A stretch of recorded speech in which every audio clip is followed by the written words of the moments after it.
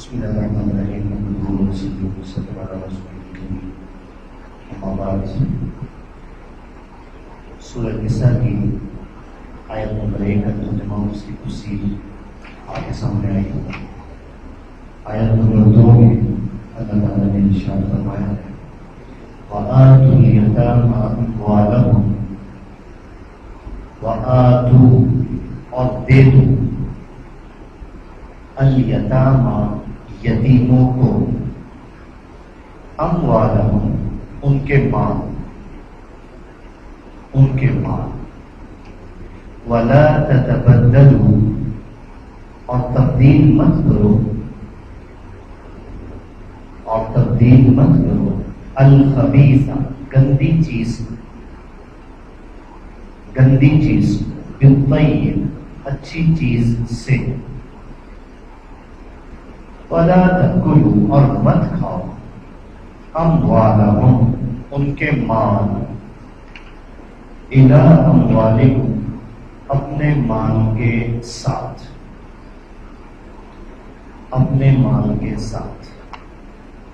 إِنَّهُ بے شک وہ كَانَ ہے حُوبًا گناہ کبیرہ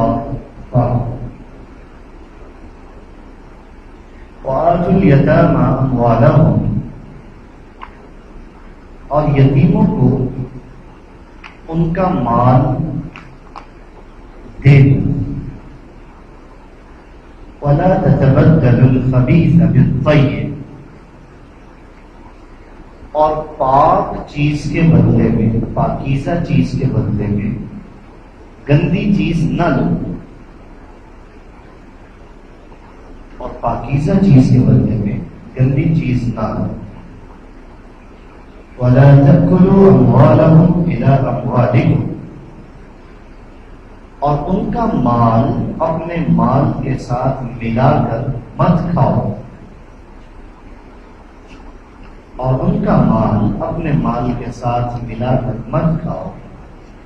إِنَّهُ كَانَ حُوبًا كَبِيرًا بے شک یہ بہت بڑا گناہ ہے،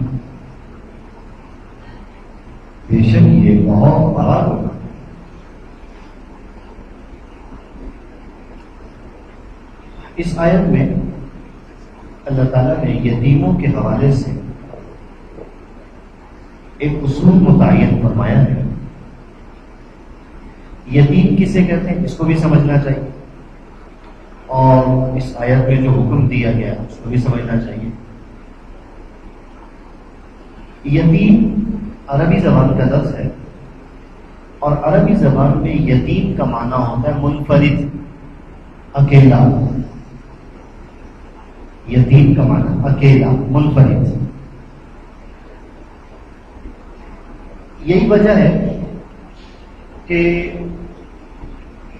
جو موتی تمام موتیوں میں منفرد ہو، یکتا ہو، اسے در یتیم کہا جاتا ہے۔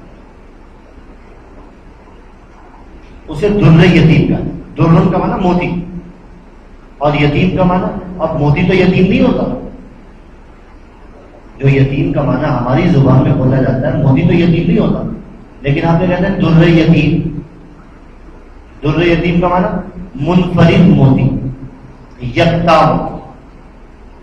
تو یتیم کا لفظی معنی ہوتا ہے منفرد، یکتا، اکیلا۔ اور شریعت کی اصطلاح میں یتیم اس نابالغ بچے کو کہا جاتا ہے جس کا باپ فوت ہو گیا۔ یتیم اس نابالغ بچے کو کہتے ہیں، یہ جملہ یاد رکھیں، نابالغ بچہ۔ وجہ اس کی یہ ہے کہ روایات میں اس بات کی وضاحت موجود ہے کہ نبی علیہ السلام نے ارشاد فرمایا بچے کے بالغ ہونے کے بعد یتیمی باقی نہیں رہتی، بچے کے بالغ ہونے کے بعد یتیمی باقی نہیں رہتی۔ یتیم کا لفظ بولا ہی اس بچے کے اوپر جاتا ہے جس کی نابالغی کے عالم میں اس کے باپ کا انتقال ہو گیا۔ اب ایک آدمی ہے، اس کی عمر 50 سال ہے، 60 سال ہے، جب وہ 60 سال کی عمر میں پہنچ گیا، 70 سال کی عمر میں پہنچ گیا تو اس کے ابا فوت ہو گئے۔ اب وہ دنیا کے سامنے کہتا پھرتا جی میں یتیم ہوں، میں یتیم ہوں، میں یتیم ہوں۔ اب وہ یتیم بن کے لوگوں سے جناب جو ہے وہ لوگوں کی توجہات اور لوگوں کا مال و دولت اور لوگوں کی شفقتیں سمیٹنا چاہتا ہے۔ ایسے لوگ میں نے بہت دیکھے، خود اپنی داڑھی کے بعد سفید ہے، خود اپنے منہ کے دانت ہل رہے ہیں، ابا فوت ہو جی میں یتیم ہوں جی، مجھے کچھ نہ کہو جی، میں تو یتیم ہوں جی۔ یتیم کا لفظ ایسے لوگوں پر نہیں بولا جاتا۔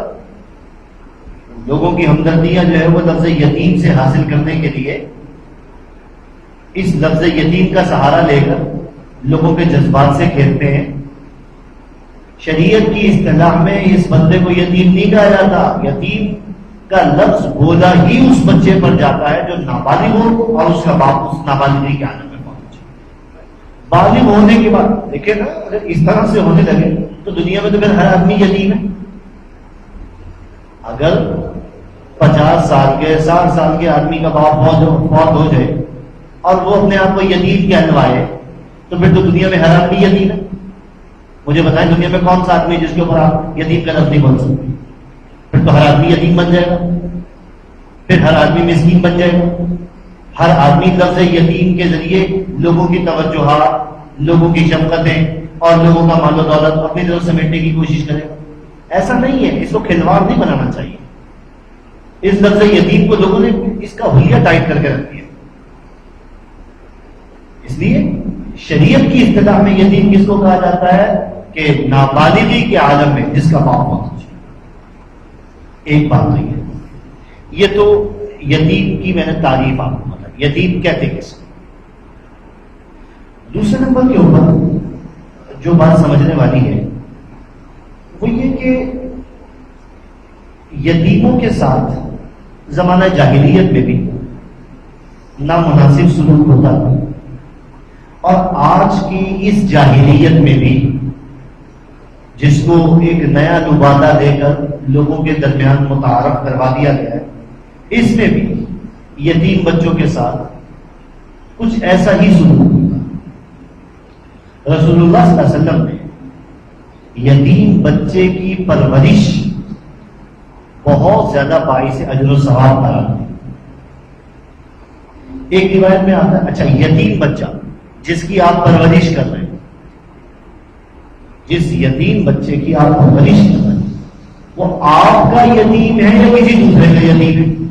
آپ کا یتیم سے کیا ہوا؟ آپ کا قریبی عزیز ہے یا کسی کا یتیم بچہ آپ کی پرورش میں ہے؟ دونوں میں سے جو بھی صورت ہے، روایات میں دونوں لفظ موجود ہیں، دونوں طرح کی بات آتی ہے۔ اپنا یتیم ہو یا کسی دوسرے کا یتیم ہو، فرمایا کہ جو آدمی کسی یتیم بچے کی پرورش کرتا ہے، چاہے وہ اس کے اپنے عزیزوں میں سے ہو یا بیگانوں میں سے ہو، فرمایا کہ میں اور وہ قیامت کے دن جنت میں ان 2 انگلیوں کی طرح برابر ہوں گے۔ اور نبی اسلام نے اپنی دونوں انگلیوں سے اشارہ فرمایا، جیسے یہ 2 انگلیاں برابر ہیں، ایسے ہی وہ اور میں برابر ہوں۔ یتیم کی پرورش۔ اسی طرح ایک آدمی آیا نبی علیہ السلام کے پاس، کہنے لگے یا رسول اللہ دل بڑا سخت ہے، کسی بات کا اثر ہی نہیں ہوتا، جتنا مرضی بات سن لو، نصیحت سن لو، بیان سن لو، دل پہ اثر ہی نہیں ہوتا۔ تو وظیفہ بتا دیں۔ لوگ آتے ہیں آ کر کہتے ہیں مولانا کوئی وظیفہ بتا دیں، دل بڑا سخت ہے، دل نرم کرنے کا کوئی وظیفہ بتا دیں، کوئی ایسا عمل بتا دیں جس کی وجہ سے دل نرم ہو جائے۔ میں آپ کو وہی وظیفہ بتاتا ہوں جو نبی علیہ السلام نے بتایا۔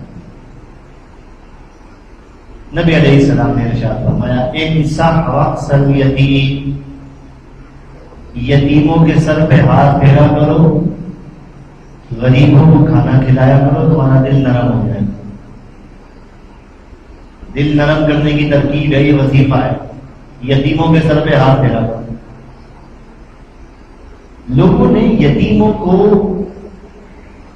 صرف اس مقصد کے لیے الگ چھوڑا کہ بس اس کا باپ جو کچھ چھوڑ کر گیا ہے اس پر قبضہ کس طرح سے کرنا، اس کو دھوکہ دے کر، بہلا پھسلا کر اس کے مال کو اپنے نام کرنا، اس کی جائیداد کو اپنے نام ٹرانسفر کرنا، یہ کیسے ہوگا؟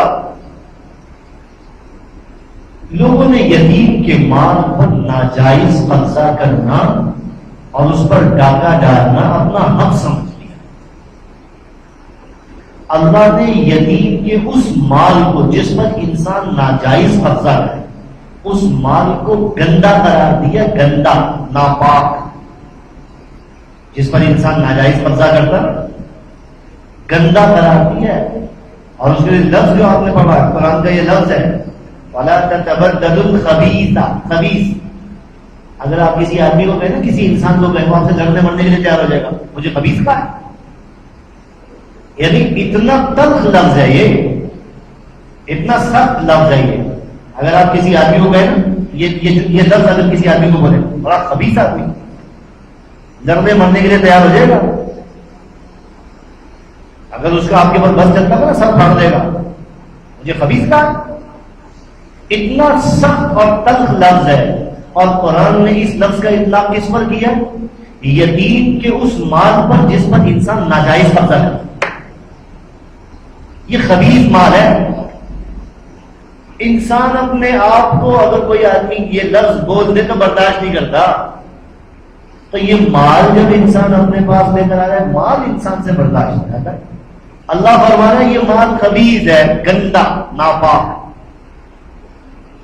یہ ناپاک اور گندا مال ہے۔ بندہ کہتا ہے کہ آنے دو، کوئی بات نہیں، پرواہ نہیں ہے، اس وقت جو ہے وہ تجوری بھرنی چاہیے۔ اللہ نے اس کے لیے سخت لفظ استعمال فرمایا۔ پہلے زمانے میں بھی لوگ یتیم کے مال پہ ناجائز قبضہ کر لیا کرتے، اور اس زمانے میں بھی لوگ یتیم کے مال پہ ناجائز قبضہ کر لیا کرتے۔ اللہ نے فرمایا ایسا مت کرو، پاکیزہ چیز کے بدلے میں گندی چیز لے لو، ناپاک چیز لے لو۔ دیکھو میرے پاس دودھ سے بھری ہوئی بالٹی ہو، اور ایک آدمی آ کر مجھے کہے، یہ صرف سمجھانے کے لیے مثال دے رہا ہوں، دودھ سے بھری ہوئی بالٹی میرے پاس موجود ہے، اور ایک آدمی آ کر مجھے کہے کہ مولانا یہ جو دودھ کی بھری ہوئی بالٹی ہے یہ آپ مجھے دے دیں، اور یہ گوبر سے بھرا ہوا ٹرک آپ دے دیں، میں کیا کروں گا؟ لے لوں گا، کبھی بھی نہیں لوں، الٹا اس کو دو چار سنا دوں گا۔ تجھے عقل نہیں ہے، تمیز نہیں ہے، میں نے کیا کرنا اس ٹرک کا؟ کہ جی آپ سے صرف ایک بالٹی لے رہا ہوں، میں آپ کو بھرا ہوا ٹرک دے رہا ہوں، میں اسے کیا کہوں گا؟ یہ ٹرک آپ کو ہی مبارک ہو، مجھے نہیں چاہیے۔ کیوں؟ میں یہ سمجھتا ہوں کہ دودھ پاکیزہ چیز ہے اور گوبر گندی اور ناپاک چیز ہے، میں اس کو اس کے بدلے، حالانکہ وہ استعمال میں آتا ہے، لوگ اس کو استعمال کرتے ہیں اور وہ لوگوں کے مصارف میں، لوگوں کے کام آتا ہے، لیکن اس کے باوجود میری نظروں میں وہ گندا کا کبھی لینے کے لیے تیار نہیں۔ اگر وہ مجھے یہ بھی کہے نا کہ مولانا آپ اس بالٹی میں سے ایک جگ کے برابر دودھ مجھے دے دیں، باقی یہ سارا ٹرک آپ لے لیں، کبھی بھی نہیں دوں گا، کبھی لینے کے لیے تیار نہیں۔ کیوں؟ میں اس کو گندا سمجھتا ہوں، ناپاک سمجھتا ہوں۔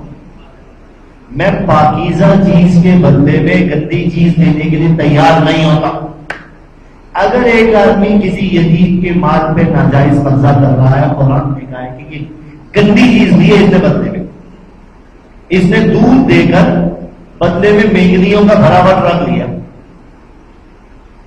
کیا حاصل رسول اللہ سے؟ اس لیے اللہ تعالیٰ نے اس سے منع فرمایا، یتیم کا مال، اگر تم یتیم کے سرپرست ہو اور مرنے والے نے تمہیں اپنے یتیم بچے کے مال کا ذمہ دار بنایا ہے کہ جب یہ بچہ بالغ ہو جائے تو آپ نے اس کا مال اس کے حوالے کر دینا ہے، ایسی صورت میں جب وہ بچہ بالغ ہو جائے، آگے اس کے حوالے سے تھوڑی تفصیل مزید آئے گی، تو آپ اسے اس کا مال اس کے حوالے کر دیں، اپنے پاس مت رکھیں، اپنے مال میں اس کا مال اور اس کے مال میں اپنا مال شامل مت کریں، الگ الگ رکھیں، کیونکہ یہ انسان کی کمزوری ہے۔ مال و دولت دے کر پھسل جاتا ہے. کہیں ایسا نہ ہو کہ اس یتیم کے مال کو اپنے مال میں شامل کر لے اور کہیں جی کوئی بات نہیں، کھانا تو اکٹھے ہی ہے نا، اکٹھے ہی رہ لیں تو ضروریات بھی میں نے اس کی پوری کرنی ہے نا، میں نہیں، الگ حساب رکھو، الگ حساب رکھو، اس کا مال الگ رکھو، اپنا مال الگ رکھو، اپنے مال میں اس کے مال کو اور اس کے مال کو اپنے مال میں شامل مت کرو تاکہ خرچ مت نہ ہو جائے. آج کے زمانے میں اس کا اور زیادہ آسان طریقہ ہوگا، اس کا کوئی اکاؤنٹ کھلوا، اس کو الگ سیو کریں، الگ سے محفوظ کریں تاکہ اس کے مال میں سے کچھ آپ کے استعمال میں نہ آنے پائے، اس کا کوئی حق نہ مانا جائے. لیکن یہاں پر قرآن کریم کے دوسرے پارے کی ایک آیت کو ساتھ ملانا ضروری ہے، جس میں آپ پہلے پڑھ آئے ہیں کہ اللہ تعالیٰ نے یتیم کے مال کو اپنے مال کے ساتھ ملانے کی اجازت دی. وَإِن تُخَالِطُوهُمْ فَإِخْوَانُكُمْ، اگر تم یتیموں کا مال اپنے مال میں شامل کرنا چاہتے ہو تو یہ یاد رکھنا کہ وہ تمہارے بھائی ہیں، وہ تمہارے بھائی ہیں. اور یہاں پر فرما دیں کہ اپنا مال ان کے مال کے ساتھ مت ملا کر کھانا. وہاں پر یہ فرمایا کہ نہیں اپنا مال ان کے مال کے ساتھ ملا سکتے ہو، اور یہاں پر فرمایا کہ نہیں ان کا مال اپنے مال کے ساتھ اور اپنا مال ان کے مال کے ساتھ نہیں ملا سکتے. تو بات ہے کیا؟ سمجھے اس بات کو. اصل بات یہ ہے وہاں جو فرمایا نا کہ اگر تم ان کو اپنے ساتھ شریک کر دو تو وہ تمہارے بھائی ہیں، اس کا تعلق خاص صورت کے ساتھ ہے. ہوتا یہ تھا کہ یتیم کے مال کا کھانا پکایا، اب وہ کھانا جو ہے وہ صرف یتیم کے استعمال میں آ رہا ہے. اس نے ایک وقت کھایا، دو وقت کھایا، بیچارہ تک آ گیا، پڑا ہوا کھانا، بڑے بڑے کھانا ضائع ہو رہا ہے، خراب ہو رہا ہے کھانا، فریج ہوتے نہیں تھے، فریزر ہوتے نہیں تھے. اللہ بھلا کرے ان کا جنہوں نے فریزر ایجاد کر دی اور فریج ایجاد کر دی ہے، الحمدللہ اب تو ہر چیز ہی محفوظ ہو جاتی ہے. بلکہ صرف ہر چیز نہیں، قربانی کے ایام میں جو انشاءاللہ شروع ہونے والے ہیں پورے کے پورے بکرے فریز ہو جاتے ہیں الحمدللہ. غریب کے حصے میں جو ہڈیاں اور چچڑے اور جو پٹھے آتے تھے الحمدللہ وہ بھی نہیں آتے، پورے کے پورے بکرے فریز ہو جاتے ہیں. اور نام ہو جاتا ہے کہ سیٹ صاحب نے قربانی کی ہے، اس سیٹ صاحب نے قربانی کی وہ الحمدللہ اپنے لیے کی ہے، اور وہ انشاءاللہ اگلے 3-4 مہینے تک وہ گوشت چلے گا. ناجائز نہیں ہے، حرام نہیں ہے، میں اس کی بات نہیں کرتا، لیکن میں یہاں پہ بات یہ کر رہا ہوں کہ پہلے زمانے میں فریج وغیرہ ہوتے نہیں تھے، لہٰذا کھانا سیو ہو نہیں سکتا تھا. نتیجہ یہ نکلتا کہ کھانا خراب ہو جاتا، سڑ جاتا. لوگ نبی اسلام کے پاس شکایت لے کر آئے، اس پر یہ آیت نازل ہوئی کہ اگر تم اس کو اپنے ساتھ شریک کر دو تو وہ تمہارے بھائی ہیں. مانا یہ ہے کہ اگر کھانا رلا ملا لو اور مل جل کر کھانا کھا لو تو کوئی حرج نہیں ہے، لیکن اس میں بھی شرط یہ ہے کہ یتیم کے ساتھ نا انصافی نہ ہونی پائے. یہاں پر جو فرما رہے ہیں کہ یتیم کے مال کے ساتھ اپنا مال نہ ملاؤ، تو اس کا منشا بھی یہی ہے کہ یتیم کے مال میں نا انصافی نہ ہونے دینا. تمہارا مال یتیم کے مال میں اس طرح سے رنگ مل جائے کہ یہ پتہ ہی نہ باقی رہے کہ اس کے کتنے ہیں اور تمہارے کتنے. ایسا نہ کرنا. اگر الگ الگ حساب رکھ سکتے ہو کوئی حرج نہیں، الگ الگ حساب رکھو اور اس کے مال کو ناجائز ضائع کرو. اگر تم نے یتیم کے مال پہ ناجائز قبضہ کیا اور یتیم کے مال کو تم نے ناحق کھایا تو تم نے ایک گندی چیز لی پاکیزہ چیز کے بدلے میں، اور تم نے ایک بہت بڑے کبیرہ گناہ کا ارتکاب کیا. اس کی سزا کیا ہے، اس کا انجام کیا ہے، یہ اسی رکوع کے آخر میں آئے گا. وہاں تفصیل سے آپ کو بتایا جائے گا کہ یتیموں کے مال پر ناجائز قبضہ کرنے والوں کا انجام کیا ہوگا.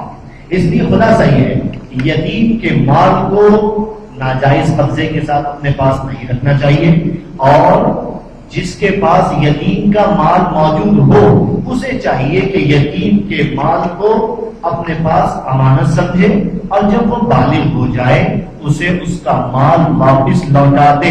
اپنے لیے اس کو حلال نہ سمجھے، اپنے لیے اس کو حلال نہ سمجھے، اور اس کے مال کو بے جا مت اڑائے، فضول خرچی مت کرے. یہ بھی بہانے نہ بنائے کہ جی میں نے اسی کے لیے تو خریدا ہے. اس کا جو کام، یتیم کا جو کام 10 روپے میں ہو سکتا ہو 100 میں مت کرے. یتیم کا کام جو 10 روپے میں ہو سکتا ہو 100 میں مت کرے. اس کا جو مال ہے اس کو امانت سمجھے اور جب وہ بالغ ہو جائے تو اسے اس کی امانت واپس لوٹا دے. اللہ مجھے میرا